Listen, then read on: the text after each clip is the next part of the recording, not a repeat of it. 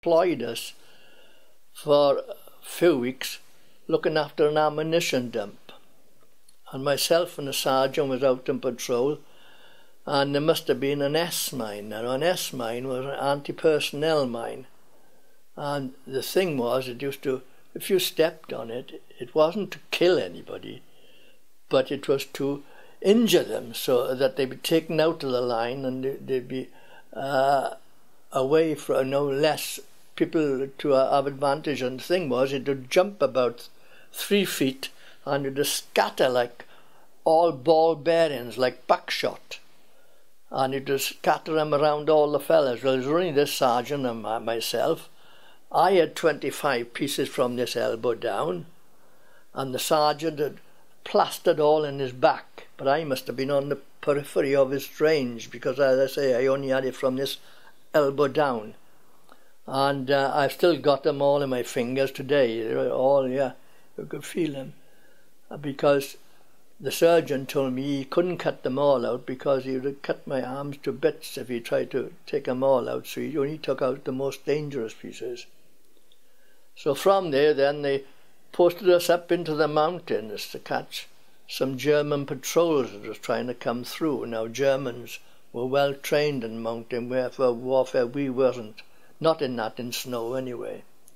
And they'd come down with their snow suits skiing, and we used to develop a trick. They'd come down to try and get some prisoners, and the idea was they'd take them back to interrogate them. But once they're down the hill, they couldn't get back because they'd have to walk up. So we were ready for them. So we used to take more prisoners from the patrols than they ever took from us. But we were there for a while, and we were there till February. And then we went on to move again, and they started taking us over to Cassino. Now we've learned a lot of Cassino. It was a terrible place because Jerry had prepared all his positions. He could see you for miles and miles and miles. And the whole valley below Cassino, which was stretching about 6 miles, he could see all that distance. He was so high up. And we went over there, and in about March or April they decided to bomb it. Now the first time I went into Cassino, the bombing had already taken place. And I went in, and there'd already been British troops, and we went in and we relieved the Essex Regiment, and they were up on Castle Hill. Now Castle Hill was one of the nearest points at that time to the monastery. There were higher ground later, and there was higher ground that was taken before it. Also, I'm missing the point, the Gurkhas had taken it with the 4th Indian Division. And they were up on a hill called 593. And they were also up on Angman's Hill. Now, there was a Gurkha company up there, and there was 13 trapped there.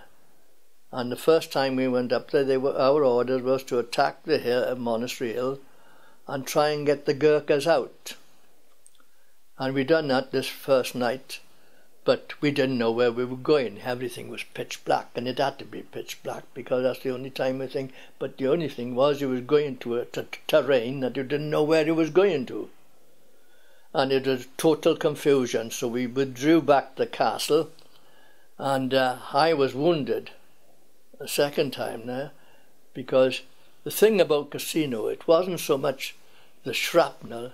Every shell and every mortar or grenade that went off blew as much rock and stone as it did shrapnel. And I had a lot of shrapnel in my face and this arm, and as I say, I was wounded the second time. My friend Cliff Lloyd from Port Albert, he was very badly wounded. But we were waiting to be evacuated the next day, because you'd go evacuate in daylight, and you'd put up a Red Cross flag. And Jerry and we facing the Red Cross flag, you wouldn't fire then. You'd leave a passage. But going before my point, the following morning, after the attack, Germans, paratroopers, counter-attacked us, trying to get us out of the castle, but they failed. and you've never seen nothing like it in your life. They rung into this old castle, that is ruins really, and they were throwing their hand grenades with like potato mashers, exactly like an old wooden potato masher, and they were throwing these hand grenades, and we had nothing but stone-built little slit trenches, or it wasn't trenches because you couldn't dig down, it was all rock. So we'd had to build a little stone enclave, and that was the only shelter that we had. But anyway, we repulsed the attack, and then the funniest thing about it, within 5 minutes the Germans put a white flag and they sent an emissary, and the next minute we were exchanging wounded. Our boys were coming back in from their part, and they were having their boys back. But anyway, about an hour after that, the Red Cross flag went up with us, and I was moved down the hill again, down Castle Hill, along with Cliff Lloyd. Quite a few of us were wounded, and then we were taken to ambulance back. But I was back in about a week, and I was back with the battalion. And of course we went up to Castle Hill quite a few times. And we were there about 2 months, and we was coming up to May, and they were going to do a big attack up the valley, up the Lyra Valley, which was straight up the valley going to Rome, and the main route, Route 6, the road going to Rome, that was the road.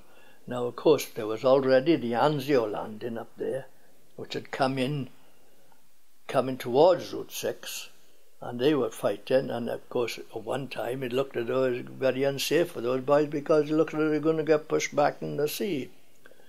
But anyway, we got up about sometime in May, about the 8th of May, something like that, we managed to break through, and the Poles up on the top, the Canadians with the tanks, we got across the Rapido River, and then the tanks, the Canadians, got up, and we followed through the 78th Division, the division I was in. We went up behind them and got through,